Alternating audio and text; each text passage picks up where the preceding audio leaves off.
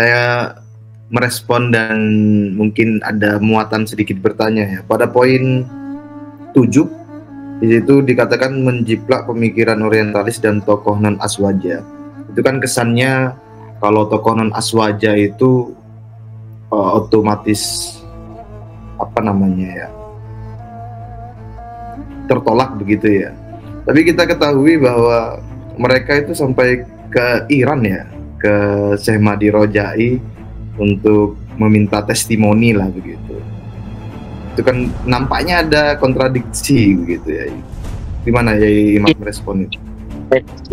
Jadi ada memang inkonsistensi, cara berpikirnya tidak metodologis gitu.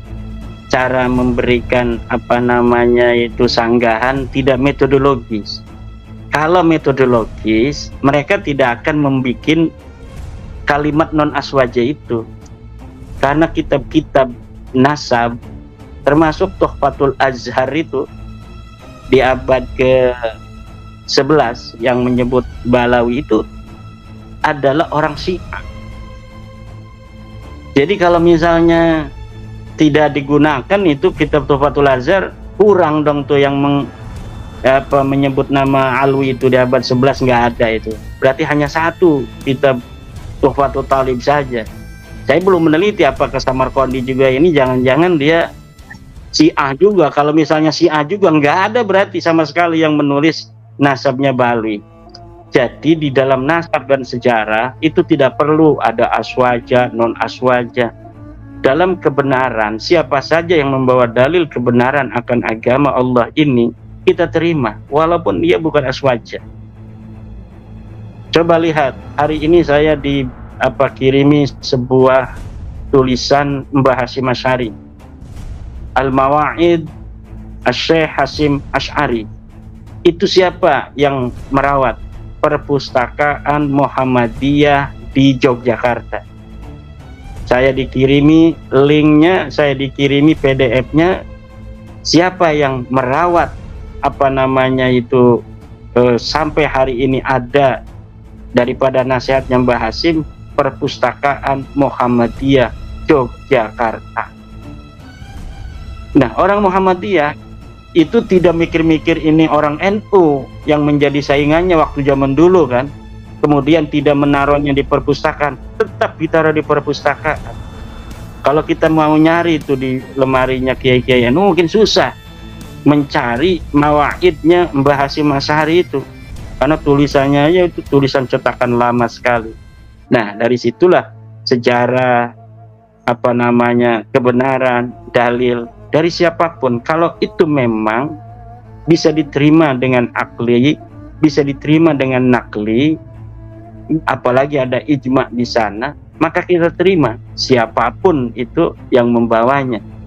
Jadi orang-orang yang membentur-benturkan non aswaja dan sebagainya, karena dia sudah mencatat ini aswaja versi dia kan beda kan, versinya harus ada versi-versi yang lain itu aswaja. Oh, itu aswaja juga liberal nanti kan begitu. Ini ada lagi ulama yang mendukung, wah ini Kiai Said Agil liberal, Kiai Marzuki Mustamar liberal. Dari mana Kiai Marzuki Mustamar liberal kan? Roma Irama, oh dia pedangdut. Pedangdut bukan sembarangan, rajanya. Ini raja dangdut, jangan sembarangan. Ulama, kiai dari zaman dulu dia itu berdakwah kan. Ini kalau yang tidak mendukung nanti akan mendapatkan serangan dari pribadi, dari hal-hal lainnya, kredensi dan sebagainya.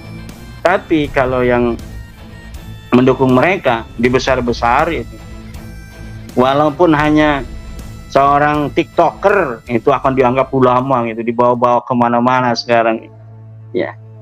Dia bukan majelis ulama di kecamatan Acan kan, nggak ada di struktur NU, nggak ada di struktur kecamatan sebagai apa misalnya di majelis ulama kecamatan.